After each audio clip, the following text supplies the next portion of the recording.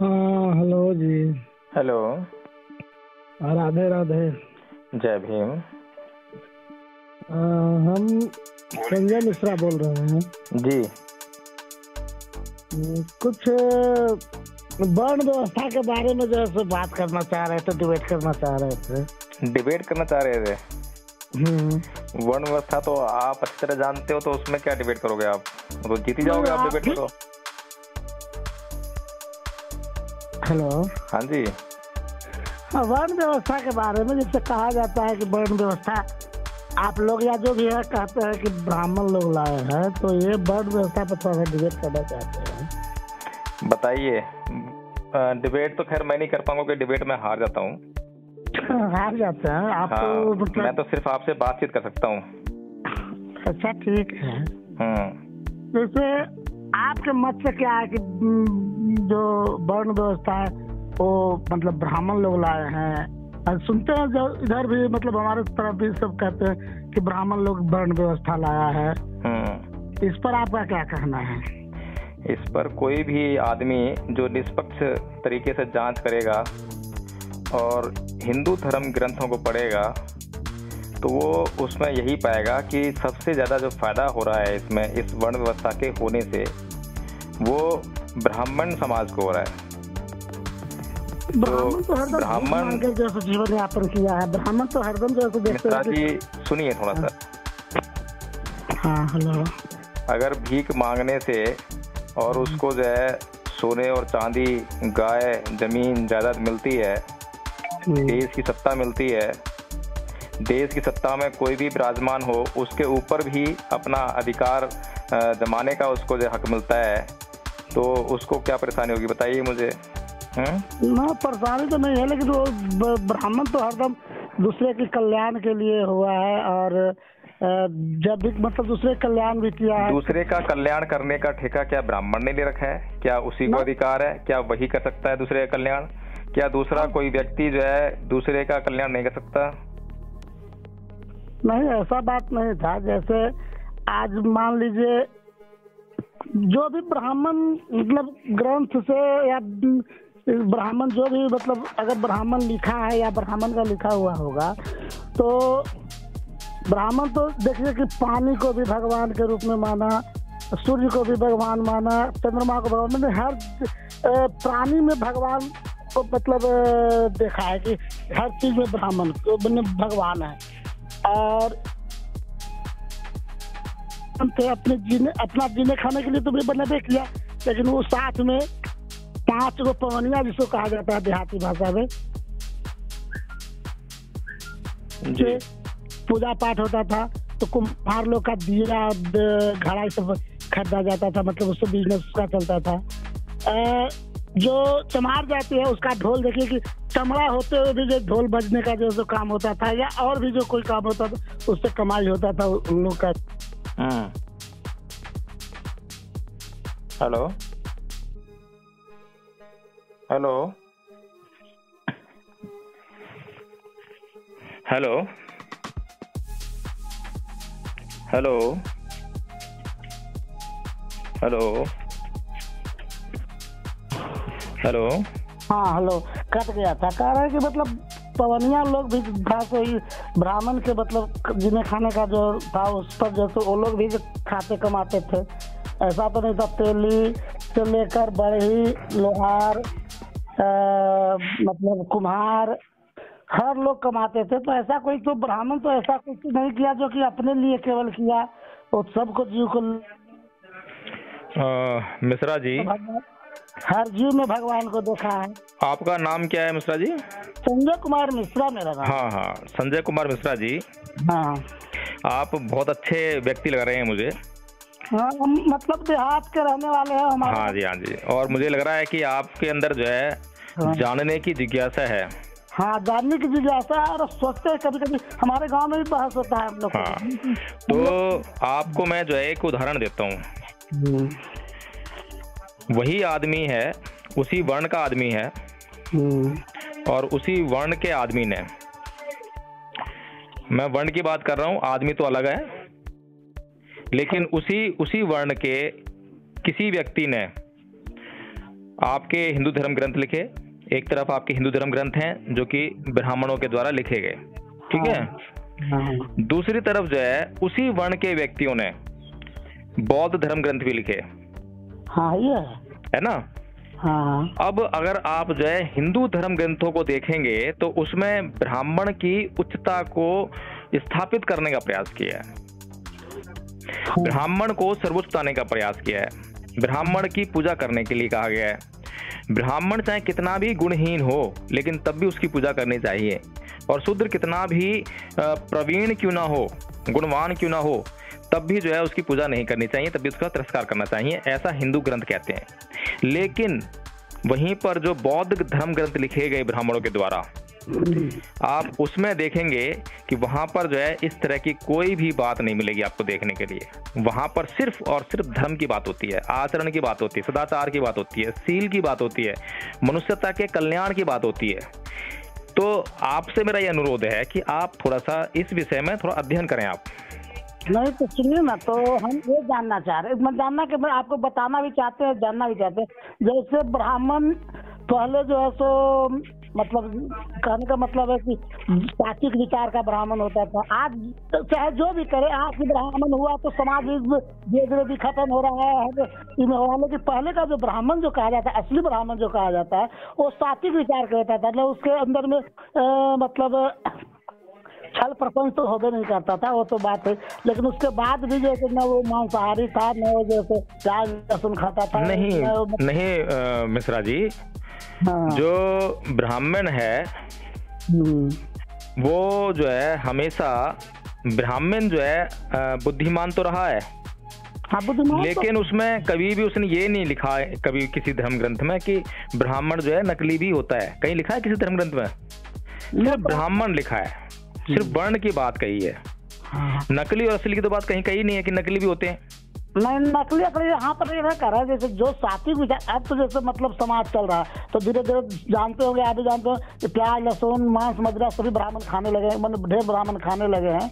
तो नहीं तो इसमें मिश्रा जी प्याज लहसुन और मांस खाने में क्या बुराई है, ये बताइए मुझे तो पहले आप। हाँ, ये बताते हैं, यही बात है। जैसे जिस तरह का भोजन, पहले तो भोजन, इतना भोजन में गुण है कि जिस तरह का भोजन आप कीजिएगा उस तरह का आपका अंदर का विचार जैसे पैदा होगा। अच्छा, मुझे एक बात बताइए। हाँ। क्या आप कोई वैसी चीज खा सकते हैं जो खाने योग्य ना हो? खाने योग्य नहीं हो तो कहने का मतलब मांस। मैं ये पूछ रहा हूँ कि क्या आप जो है या कोई भी प्राणी, इस जगत का कोई भी प्राणी उस वस्तु को खा सकता है जो खाने योग्य ना हो? खा सकता है क्या? नहीं, तो हम तो लगता है कि मनुष्य ऐसा चीज है कि जो सभी चीज को खाता है। नहीं, वो बाद में बात करेंगे। पहले मैं बात कर रहा हूँ खाना, भोजन। भोजन क्या है? हाँ। भोजन की परिभाषा क्या है? भोजन तो जैसे हम भोजन का परिभाषा अगर बताएं तो भोजन तो चावल दाल रोटी ये नहीं संजय मिश्रा जी, भोजन की परिभाषा सिर्फ इतनी है, हाँ। खाने योग्य कोई भी वस्तु जो खाने योग्य है वो खाई जाएगी। संतुष्टि हो, भोजन करने के बाद उसको संतुष्टि हो। नहीं, संतुष्टि आपको नहीं होगी ना, क्योंकि आपके संतुष्टि के पैरामीटर से बहुत ज्यादा हैं, तृष्णाएं बहुत ज्यादा भरी हुई हैं। पेट की जो भूख है वो शांत होनी चाहिए। अच्छा। और पेट की भूख के पैरामीटर भी बहुत सारे हैं। कई लोगों की जो है पेट की भूख शांत हो जाती है लेकिन मन की भूख शांत नहीं होती है। इसीलिए बुद्ध ने यही कहा है कि भोजन जो है सिर्फ और सिर्फ शरीर को काम करने योग्य क्षमता प्रदान करने के लिए ही होना चाहिए, ठीक है। और भोजन की परिभाषा में सिर्फ खाद्य पदार्थ यानी कि जो खाने योग्य वस्तु है, कुछ भी हो, चाहे वो मांस हो, चाहे वो शाकाहार भोजन हो, कुछ भी उसमें शामिल है। मानते हैं कि मांस जो है तो खाने योग्य पदार्थ है। क्या आप मानते हैं कि मांस जो है खाने योग्य पदार्थ नहीं है? नहीं है, हम बताते हैं कि नहीं है। अब इस पर तर्क अगर करना है, हमें क्या अधिकार मिलता है, मनुष्य का क्या? वो बाद में पहले खाने योग्य है या नहीं, सिर्फ इस पे। खाने योग्य नहीं है ना उसका, मनुष्य का ना जो पेट का जो लिवर जो होता है ना उसे पचाने की शक्ति है मांस को, और ना दांत उस तरह से बनाया गया है मनुष्य को जो मांस को मतलब उसको चबा सकता है। ये जो आदमी अपने मुंह का स्वाद, ये मिश्रा जी आपकी अपनी धारणाएं हैं, हैं, ठीक है। विज्ञान कहता है, देखिए धर्म से हम यहाँ पर बात नहीं कर रहे, ये जो है तो विज्ञान बताता है। मैं ये बोल रहा हूँ मिश्रा जी, क्या कोई मनुष्य अगर मांस खाता है तो उसकी भूख शांत होगी या नहीं होगी? उसको, एक मिनट सुनिए, उसको शरीर को काम करने के योग्य बनाने की शक्ति उसको प्रदान होगी या नहीं होगी? उससे प्राप्त होगी नहीं होगी? बताइए आप मुझे। हाँ, एक बात इसका हम उदाहरण दे सकते हैं। मिश्रा जी, पहले जो मैंने सवाल किया है उसका जवाब मुझे मिल जाए कि क्या मांस खाने के बाद आपके शरीर को वो जो शक्ति चाहिए उसको काम करने के लिए वो प्राप्त होगी या नहीं होगी? उस चीज में शरीर का जो है जो भी अंग पर उसका जो है गलत प्रभाव डालता है। नहीं, गलत प्रभाव और अच्छा प्रभाव की चर्चा बाद में। पहले हम ये पूछ रहे हैं कि अगर आप कुछ ना खाएं, सिर्फ आपको मांस खाने के लिए दें, तो आपके शरीर को जो है काम करने की शक्ति प्राप्त होगी या नहीं होगी? कुछ थोड़ा देर के लिए होगा, लेकिन वो जो है नुकसान शरीर को पहुंचाएगा। ओहो, फिर आप जो है मतलब इधर उधर बहुत घूमते हैं। क्या आप हमसे मतलब जानना चाह रहे हैं? हम तो बताते हैं, जब से आप हम ये सिर्फ ये जानना चाह रहे हैं, हम आपको फंसा नहीं रहे हैं किसी बात में जो है। आपका ये मत सोचिए कि हम आपको जाल में फंसा रहे हैं। जाल में क्या फंसाइएगा? हाँ, हम सिर्फ ये पूछ रहे हैं कि क्या कोई मनुष्य मांस खाता है भोजन के रूप में, तो उसको उस मांस खाने से जो है काम करने की शक्ति प्राप्त होगी या नहीं होगी? नहीं, आवाज नहीं आ पाया, आप फिर से बोलिए। मैं ये कह रहा हूँ कि क्या कोई मनुष्य अगर मांस खाता है तो मांस खाने से उसको काम करने की शक्ति प्राप्त होगी या नहीं होगी? तो हम किस तरह से जवाब दें? हम तो कहते हैं कि थोड़ा देर के लिए देगा तो मतलब होगा, लेकिन हर एक भोजन, हर एक खाद्य पदार्थ जो है थोड़ी ही देर के लिए देता है, उसके बाद जब भूख लगती है फिर खाना पड़ता है। वो सबके साथ है, कोई मांस के साथ में अलग से थोड़ा ना है ना मांस के साथ। अब आप जो है, चलिए आप ये मानते हैं, मुझे लग रहा है क्योंकि आप मतलब जो है थोड़ा सा कतरा रहे हैं इस बात का जवाब देने में, लेकिन आप ये मानते हैं कि हाँ शक्ति प्राप्त होगी, ये तो आप कह रहे हैं, ठीक है। अब सुनिए, अब आते हैं नैतिकता के ऊपर कि क्या मांस खाना चाहिए या नहीं खाना चाहिए, ये एक सवाल हो सकता है। लेकिन ये जो सवाल था हमारा पहला कि क्या मांस जो है भोज्य पदार्थ है या नहीं है, इसका जवाब जो है हाँ में आएगा ना? नहीं आएगा। हम तो मैं कहेंगे कि ओहो, अब मुझे एक बात बताइए, एक व्यक्ति को मांस खाना पसंद नहीं है, ठीक है, तो उसके लिए क्या आएगा सवाल का जवाब? इस सवाल का जवाब कि उसके लिए ये भोजन नहीं है, ऐसा ही होगा ना? हाँ। एक व्यक्ति को मांस खाना पसंद है, तो उसके लिए भोजन का सवाल क्या जवाब क्या आएगा? यस आएगा ना? हाँ है, ऐसे ही होगा ना? हाँ। तुम सीधी बात करें ना, हम आड़े तिरछे क्यों घूमे हम जो? तो यही बात। अब चलिए अब बात करते हैं, आगे थोड़ा चलते हैं ना। अब कोई भी मनुष्य है, चाहे वो शाकाहारी हो चाहे वो मांसाहारी हो, चाहे उसको जो है मांस खाना पसंद हो या ना हो, लेकिन जिसको मांस खाना पसंद नहीं है वो भी अगर मांस खाता है तो उसको काम करने की शक्ति उस मांस से अवश्य मिलेगी। इसका मतलब ये है कि जो मांस है वो एक भोज्य पदार्थ है, ठीक है। अब इसके बाद प्रश्न उठता है कि अगर हम लोग जो है समाज में अगर मांस खाने का काम करते हैं तो वो जो है हमारे अंदर एक हिंसक प्रवृत्ति जो है पैदा करता है, ऐसे ही कहने जाता है ना। अब जो है हेलो, यहाँ पर आप सही बोले, यही हम सुनना चाह रहे थे। तो मैं कहता रहा हूँ ना, हम हर एक पॉइंट पे बात करेंगे, चर्चा करेंगे, क्योंकि बुद्धिज्म कोई छोटी मोटी चीज नहीं है कि आपको बस खाली वहीं ले आके छोड़ देंगे, खाद्य पदार्थ है वो हो गया काम भी, सारे मांस खाओ, ऐसा ना होता है। बुद्ध ने जो है अहिंसा का सिद्धांत दिया है, अगर सबको जो है हम मांस खाने की अनुमति दे देंगे है तो फिर बुद्धिज्म के अहिंसा के सिद्धांत का क्या होगा? लेकिन हमें बुद्धिज्म के अहिंसा के सिद्धांत को समझना पड़ेगा, ठीक है ना, कि अहिंसा का सिद्धांत है क्या। तो बुद्ध जो है मांस खाने के लिए मना नहीं करते, ठीक है। किसका मांस खाने के लिए मना नहीं करते हैं? जो जिसकी हत्या ना की गई हो, पहली चीज, ठीक है। अगर भिक्षुओं तक को मांस खाने की पाबंदी नहीं है, अगर उस भिक्षु से पूछे बगैर किसी गृहस्थ ने उसको भिक्षाटन में मांस परोस दिया है तो ठीक है, उसकी मनसा नहीं है, उसने कहा नहीं है कि मेरे लिए मांस बनाइए, मुझे मांस दीजिए। भिक्षु के अंदर किसी भी प्रकार की जो है भोज्य पदार्थ के प्रति आसक्ति नहीं होनी चाहिए। उसके लिए भोजन सिर्फ भोजन होना चाहिए, और भोजन का सिर्फ एक ही अर्थ है, भोजन की सिर्फ एक ही परिभाषा है, वो है शरीर को काम करने की शक्ति प्रदान करना। समझते हैं आप? नहीं, हम यहाँ पर आपका है मांस खाना नहीं चाहिए। अरे महाराज, हिंदू धर्म की जो सबसे त्रुटि है ना वो यही है कि वो मांस के प्रति जो है वो एक तरफ तो उसका आहार भी करते हैं। ऐसा कोई भी धर्म ग्रंथ नहीं है जिसमें मांस को आहार के रूप में सेवन न किया गया हो। जबकि जो आपके यज्ञ हुआ करते थे पुराने, बता रहा हूँ मैं, अब की नहीं बता रहा मैं, पुराने यज्ञों में जो है गाय, आपका मनुष्य, गाय, आपका घोड़ा, इस सब की बलि दी जाती थी। और बलि के बाद क्या करते थे, क्या फेंक देते थे उस मांस को, जो है खाया करते थे। सुरा यानी कि शराब का भी सेवन होता था, शराब पिया करते थे। और बताऊं आपको जो है कि महिलाओं के साथ में अश्लील हरकतें भी हुआ करती थी, वहां पे यौनाचार भी हुआ करता था। सब कुछ आपके इन धर्म ग्रंथों में लिखा हुआ है। लेकिन कुछ लोग जो है बाद में साहूकार बन जाते हैं, चोर बनने के छोड़ के जो है ना वो साहूकार बन जाते हैं, कहते हैं नहीं नहीं नहीं ये मांस खाना तो बहुत बुरी चीज है।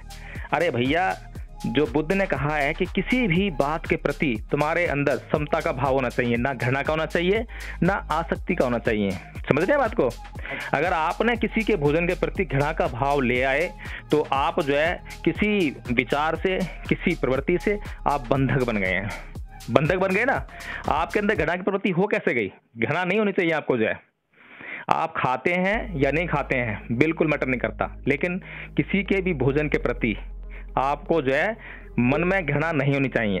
भाई यही तो है, घृणा तो होना चाहिए। हम कहते हैं कि अगर हम तो मांसाहार नहीं है, अगर आपके अंदर किसी भी एक वस्तु के प्रति घृणा है, अगर घृणा का भाव आपके मन के अंदर है तो वो घृणा का भाव किसी के भी प्रति हो सकता है।